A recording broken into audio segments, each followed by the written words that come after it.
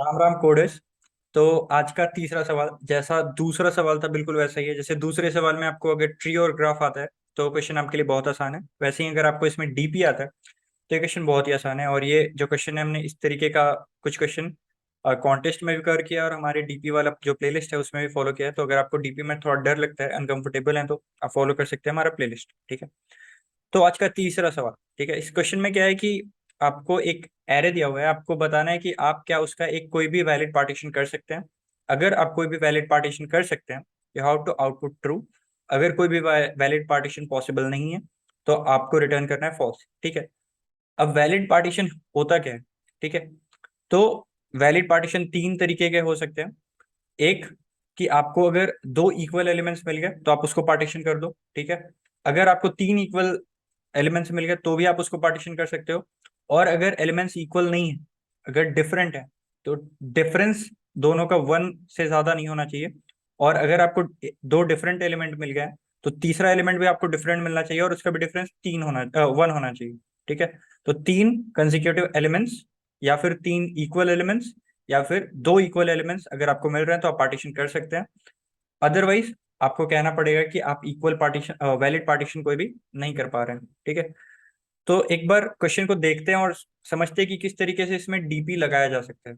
ठीक है। तो ये पहला क्वेश्चन है, सॉरी, जो पहला टेस्ट केस है, वहां पर आपको क्या दिया हुआ है कि 4 4 4 5 6। ठीक है। तो बेसिक रिकर्शन से चलेंगे और फिर बाद में उसको मेमोराइज करेंगे। और जैसे कि हमने डीपी वाले प्लेलिस्ट में हर समय बात की है, ये थोड़ा सोचना और करना इंट्यूटिवली आसान रहता है। ठीक है। तो यहाँ पर हम एरे में शुरुआत की, शुरुआत एरे करते ही हम लोग को दो इक्वल एलिमेंट्स मिला। ठीक है।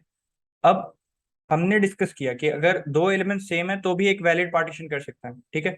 तो बिना आगे सोचे मैंने क्या किया कि एक ये वैलिड पार्टीशन हो गया। अब आगे वाला जो एरे है उससे कोई वैलिड पार्टीशन हो सकता है क्या? ठीक है। तो ये तो एक वैलिड पार्टीशन हो चुका।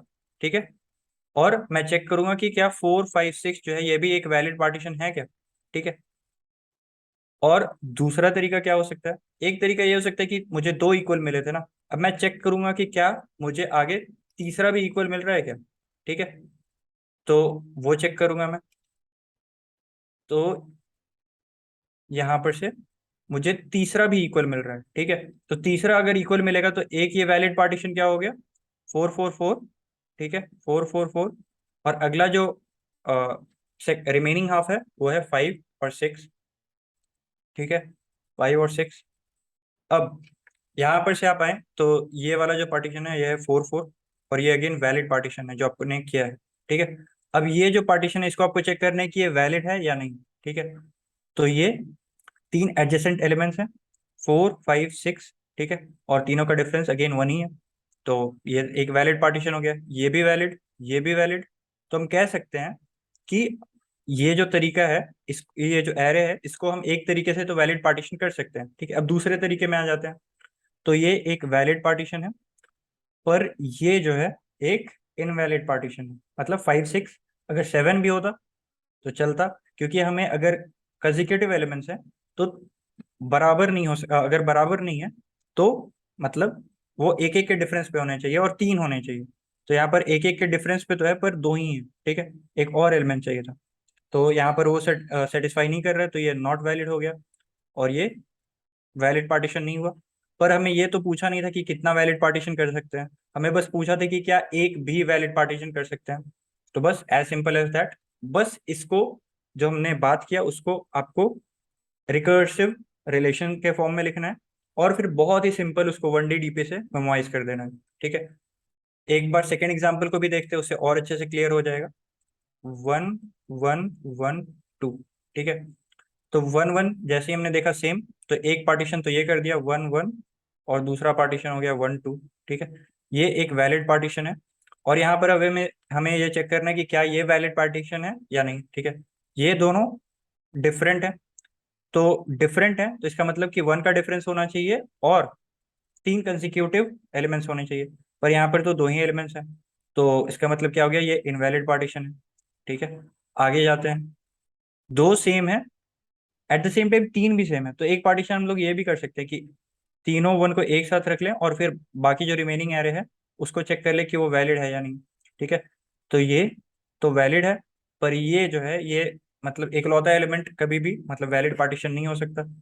तो उस केस में आपको क्या रिटर्न करना पड़ेगा, इनवैलिड। ठीक है। तो यहाँ पर दो पार्टीशन करना पॉसिबल था, और दोनों ही पार्टीशन आपको इनवैलिड रिजल्ट्स लाके दे रहा है। तो इसका मतलब कोई भी ऐसा तरीका नहीं है, इधर से भी फॉल्स, इधर से भी फॉल्स, और ओवरऑल ये हो जाएगा फॉल्स आपका। ठीक है। कोई भी ऐसा तरीका नहीं है जिस तरीके से आप इसको वैलिड पार्टीशन कर सकते हैं।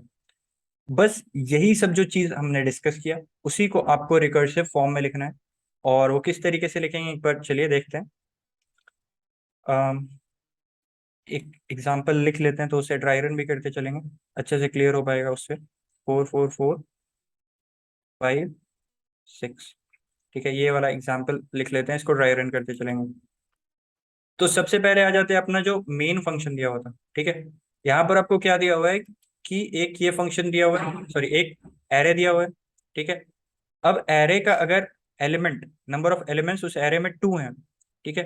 तो इसका मतलब क्या हो गया कि उसका पार्टीशन तो बस एक ही पॉसिबल है, कि अगर वो 4 4 हो, मतलब ये एलिमेंट ए है तो दूसरा भी एलिमेंट ए है, वही एक वैलिड पार्टीशन हो सकता है। ठीक है। अगर ये ए है, ये A+1 है, तो ये वैलिड पार्टीशन नहीं हो सकता। तो बस अगर उस एरे का साइज ही 2 है, तो आपको बस चेक करना पड़ेगा कि क्या फर्स्ट और 2 एलिमेंट्स सेम है। कि डिस्टिंक्ट वाले में तो वो कंडीशन 3 एलिमेंट्स से कम में हो ही नहीं सकता। ठीक है। तो सेम है, मतलब अगर साइज 2 है तो आपको चेक करना है कि फर्स्ट और सेकंड एलिमेंट सेम है, अगर है तो यस, और नहीं है तो फॉल्स। ठीक है। एक ये कंडीशन हो गया। अगर दो से ज्यादा एलिमेंट है, तो पार्टीशन करने के अलग अलग तरीके हो सकते हैं। ठीक है। और वो अब हम एक्सप्लोर करेंगे कि किस तरीके से हम कंडीशन लिखेंगे। ठीक है। तो एक डीपी एरे डिक्लेयर कर दिया है ऑफ साइज n, इनिशियलाइज किया -1 से। ठीक है, ये इसको आप भूल जाओ, ये तो आपको आता ही है मेमोराइजेशन। और नहीं आता तो आप एक बार हमारी पीपीएस सीट का डीपी का प्लेलिस्ट देख लो, मतलब मेमोराइजेशन बहुत ही आसान चीज होता है। आई डोंट थिंक इसमें कोई दिक्कत होगा। ठीक है। इसको बाद में डिस्कस करते हैं, सबसे पहले रिकर्शन पे आते हैं। ठीक है। अगर आपका ये इटरेट करते करते आपका जो पार्टीशन करना है वो आपका एक्सीड कर चुका है इंडेक्स पे। ठीक है। इसका मतलब क्या हो चुका है कि इसके पहले वाला सारा एक वैलिड पार्टीशन आपको मिला था, तब तो फिर आपने रिमेनिंग वाले पे वैलिड पार्टीशन है कि नहीं खोजने के लिए भेजा था। ठीक है। आप कैसे, मतलब नेक्स्ट के लिए कब भेजते हो, जब आपको एक वैलिड पार्टीशन मिल गया यहाँ पर, तो आप बोलोगे कि ठीक है अब रिमेनिंग एरे से वैलिड पार्टीशन मिल रहा है कि नहीं ये चेक करके आना है। ठीक है। यहाँ पर आपको एक वैलिड पार्टीशन मिल गया तो आप बोलोगे कि ठीक है अब रिमेनिंग एरे से वैलिड पार्टीशन मिल रहा है कि नहीं ये चेक करके आओ। ठीक है। एट द सेम टाइम आपको कभी ऐसा वैलिड पार्टीशन मिला होगा, फिर आपने रिमेनिंग एरे के वैलिड पार्टीशन है क्या नहीं, ये आपने चेक करने के लिए भेजा है आगे। और आगे में कोई एलिमेंट्स ही नहीं है, इसका मतलब क्या है कि आपने जो भी पार्टीशन करके भेजा है वही आखिरी पार्टीशन था, और एरे में कुछ एलिमेंट्स ही नहीं। तो इसका मतलब कि आपको ट्रू रिटर्न करना पड़ेगा। एक ये बेस केस हो गया। ठीक है। आगे बढ़ते हैं। ये अगेन मेमोराइजेशन का है, जो कि आप कर ही सकते हो, बस रिकर्शन लिखना है। ठीक है। अब आपका जो भी एलिमेंट है, ठीक है, वो अपने आगे वाले एलिमेंट से सेम है। ठीक है। तो एक तो वैलिड पार्टीशन क्या हो सकता है कि यहाँ पर आपने पार्टीशन कर दिया। ठीक है। तो यहाँ पर मैंने क्या किया, सॉल्व ऑफ नम्स, ये आई और I+1 एक पार्टीशन हो चुका। अब आगे वाले पार्टीशन में मैं इसको भेज दूंगा। ठीक है। आगे वाले एरे को मैं चेक करूंगा कि ये वैलिड पार्टीशन है या नहीं। ठीक है। I+2 से। और अगर आपका ये एलिमेंट जो है वो अपने थर्ड एलिमेंट से भी सेम है, मतलब फर्स्ट सेकंड थर्ड, ये फर्स्ट और थर्ड भी सेम है। ठीक है। तो आप एक वैलिड पार्टीशन तो ये भी कर सकते हो। तो यहाँ पर से आप ये चेक कर लोगे कि क्या ये वाला जो वैलिड पार्टीशन हो रहा है वो सेम है या नहीं। ठीक है। और अगर ये दोनों आपस में सेम नहीं है, तो आपको चेक करना होगा क्या, कि ये दोनों मतलब एडजेसेंट है या नहीं। ठीक है। और एडजेसेंट है तो 3 लगातार एडजेसेंट है कि नहीं। ठीक है। तो ये अगेन आप चेक करोगे, और चेक करने के बाद इनिशियलाइज मैंने फॉल्स से किया है, तो आपको चिंता नहीं करना है कि अगर आपके पास 3 एलिमेंट्स बचे ही नहीं है तो क्या होगा। जैसे कि अगर मैंने ये वाले पार्टीशन पे चेक कर रहा हूँ, मैं 4 4 4 वाला एक पार्टीशन कर चुका हूँ, एक 5 6 वाला पार्टीशन को चेक कर रहा हूँ मैं। ठीक है। तो ये वाला इस इफ के अंदर तो ये जाएगा नहीं, फॉल्स इनिशियलाइज किया मैंने रेस को। ठीक है। तो ये वाला कंडीशन चेक करने के लिए क्या, मेरा आई जहां पर है वहां से 3 एलिमेंट पॉसिबल हैं। ठीक है। तो यहाँ पर तो 3 एलिमेंट पॉसिबल ही नहीं है। तो इसका मतलब क्या हो गया कि इस इफ कंडीशन के अंदर भी नहीं जाएगा, और रिटर्न हो जाएगा आपका फॉल्स। ठीक है। तो ये वाला कंडीशन हमने ऑलरेडी चेक किया, तो आप ये मत सोचना कि अगर इसके अंदर घुस ही नहीं पा रहा, तो अगर इसके अंदर नहीं घुस पा रहा है इसका मतलब वो ऑटोमेटिकली फॉल्स। ठीक है। अब आगे बढ़ते हैं। अगर हमें एडजेसेंट एलिमेंट्स मिले हैं तो हमें चेक करना होगा सेकेंड और फर्स्ट और थर्ड और सेकेंड के बीच का डिफरेंस 1 है कि नहीं। अगर 1 है, ठीक है, तो ये एक वैलिड पार्टीशन हमें मिल गया। ठीक है, जैसे यहाँ पर आप कह सकते हो 4 5 6, ये वाला जो एक पार्टीशन है ये हमें एक वैलिड पार्टीशन मिल गया है। ठीक है, अब हम क्या करेंगे, i+1 i+2 का एक वैलिड पार्टीशन हो चुका है।